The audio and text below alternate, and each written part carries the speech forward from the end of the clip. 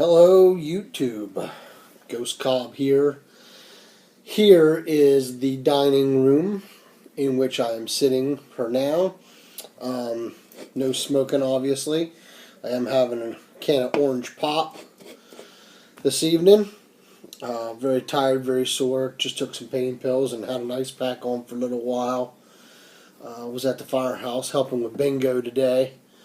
So didn't really do much, but it doesn't take much to tire me out with my legs the way they are. So, but I came home to try to catch up a little bit on my videos, and the one, the only, everybody's favorite mythical creature, Mr. Toad, has reached 100 subs. Congratulations, my friend Anthony. You are a great guy. I wished you lived closer. I wished you lived closer. It would be great to get together and sit down and have a pipe with you. To see you reach 100 subs is great. I'm glad I could help. I very, very much appreciate the shout out. That was very kind of you, and I just, I can't express to you guys what it means to hear you guys say such nice things to me in your videos. When I started the channel, it was just to get 50 subs, and I'm up over that, and you guys are talking very highly of me on your videos, so I truly appreciate that. That's really kind of you.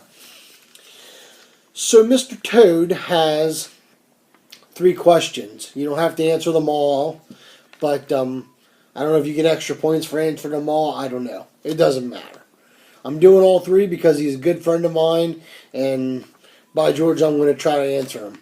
They may not be good answers, but they're answers. So here we go. My favorite invention. That's a good question. And I picked the fire truck. And I know that's kind of silly, but to me, as a child, and I'm sure most children go through the phase of wanting to be a cop or an astronaut or a fireman, and I always wanted to be a fireman. I always did, and I was able to do it volunteer-wise for 18 years, and that was a true gift.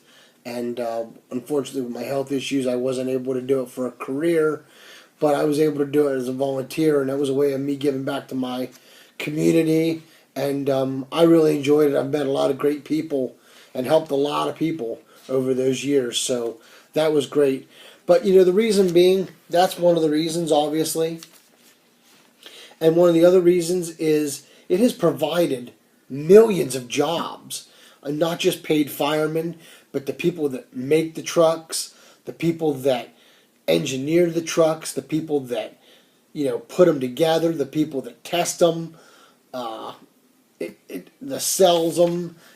It's amazing. You can go on and on and on with the branch out of jobs that fire trucks have made and that are still making today.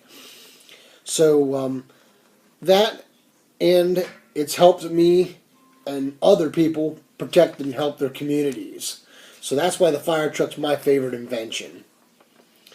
My favorite event and the impact on which it has today has to be the Titanic. If there's like one of those, you could do any 3 things, you could see any 3 things in the world, what would it be? Mine, definitely one would have to be the Titanic. It's such an amazing historical thing. I have read lots of stuff on it over the years. My daughter Haley is infatuated with it. She absolutely loves that thing. I actually took her to an event here. It was in the Capitol in Harrisburg, Pennsylvania, and they had a bunch of the stuff that they brought up from the Titanic, and you could see it in an exhibit. And it was an amazing thing. It wasn't cheap, but it was great because you got a ticket, and the ticket had a name on it, whether they were first class, second class, or third class, where they were starting and where they were heading, which obviously all of them were heading to New York. And then at the end of the exhibit, you could look on the board and find your person. You'd have to go to first class, second class, or third class, and then you would have to find your person, and then you would see if they survived or if they perished. I had a man, and Haley had a woman, and both survived. So that was pretty cool to see, to have it work out that way. You know, it was one of those things that when we saw it, you know, you walk in and they had a little boy standing there ringing a bell, selling copies of the newspaper of when it was available, like when it wrecked, and it was the first day's news, and that was really surreal, you know, to see that. I mean, to walk in and be hit with that right away, it was just like, oh my gosh, you know, this is, you know, wow. And then you walk in and you start seeing stuff. And I mean, it was cool. You seen wine bottles that were empty, some wine bottles that were half empty, still had the cork in it. And they said they actually tested the wine, some of it, and it was still good. Silverware, shaving kits. They were even able to save some letters, some personal effects, jewelry and stuff of women and stuff like that. But then when you get to those glass cases that had doll babies and masks and little clothes and shoes that are this big, that is when the emotion just totally washes over you. I mean, that was an amazing, amazing event. I actually started to cry.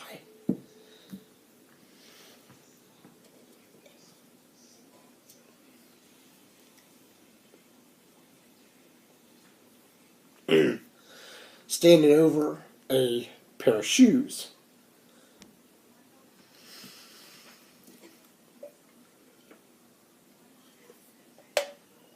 You know, you're standing there with your daughter, who's about 6, 7 at the time, and you're seeing a pair of shoes that belong to a child about that age, and you don't know if that child survived or not. And it really hits you. If you're a dad, you understand what I mean. And it just, wow, it was an amazing thing to see. So the Titanic is one. What has it done? Well, it's taught us a lot about history. It's taught us a lot about engineering of how to make things, making sure that we have the proper safety equipment. It's a lot of safety precautions have become out now and been, you know, marketed over it. So I think that is a lot of the things that it's brought to today's society. Not to mention that it's probably one of the first tragedies of the 19th century and one of the largest tragedies of the 19th century, because that was just an amazing thing. So, you know, the Titanic is my favorite event. My historical person would have to be, no doubt, hands down, Abraham Lincoln.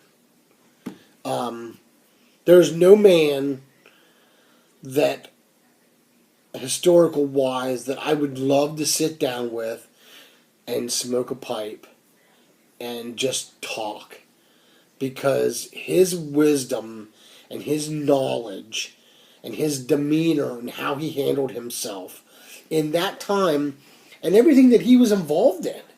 I mean, you think about it, you know, the emancipation, you know, then the freeing all the slaves, starting, you know, through the Civil War to get all the slaves freed, to make everybody equal. You know, he was a people's president too. He didn't hide. He wanted to be out there for people to see, to come to and talk to, shake their hand, say hello, thank them, you know, and just everyday converse with them. That was just Abraham Lincoln. In fact, the day he died, He wanted to take a carriage ride through D.C. in an open carriage, and his wife, Mary Todd Lincoln, says, people want to kill you. You could get shot doing that. And he said, well, if that's what it is, if that's what happens, that's what happens. If somebody truly wants to kill me, they will find a way to kill me anyway. He says, but I'm the people's president, and I need to be readily accessible and visible for the people.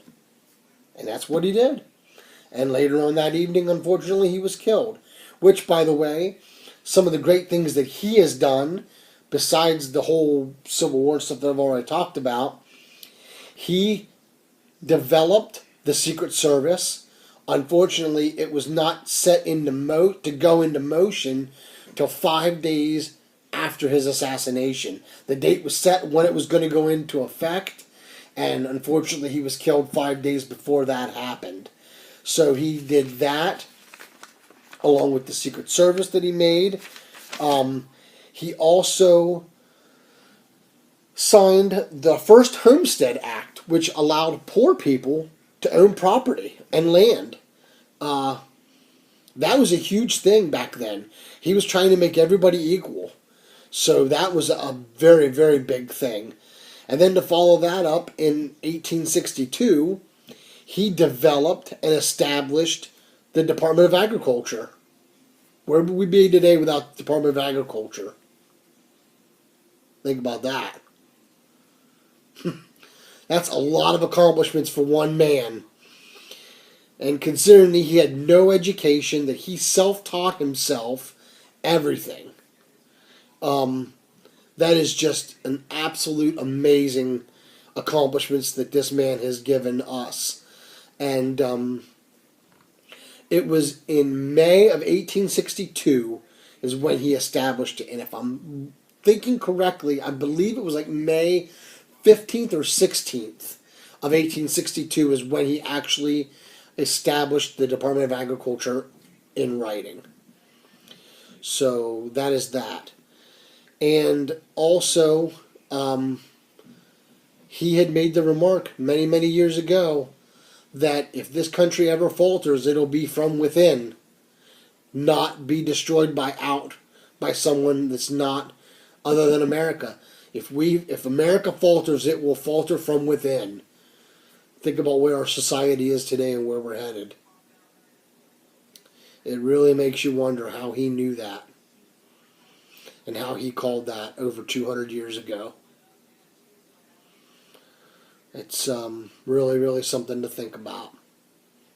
So, but those are my answers to your questions, Mr. Toad. Congratulations, brother, on the 100 subs. I'm truly honored to be one of those subs, and for you to consider me a friend. I truly appreciate it, and I hope all is well there in Oklahoma. And